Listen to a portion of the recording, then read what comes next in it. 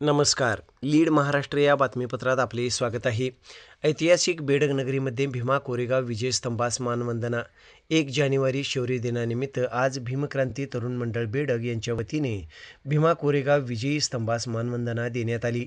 या कार्यक्रमाची सुरुवात बेडग गावचे कार्यसम्राट लोकनियुक्त सरपंच माननीय उमेशभाऊ पाटील यांच्या हस्ते डॉक्टर बाबासाहेब आंबेडकर यांच्या प्रतिमेस हार अर्पण करून करण्यात आली.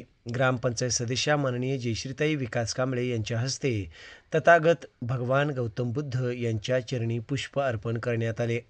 कार्यक्रमाच्या सुरुवातीला प्राध्यापक सुखदेव कांबळे सर यांनी त्रिशरण पंचशील व बुद्धवंदना घेऊन सर्वांना आजच्या शौर्य दिनाचे महत्त्व सांगितले.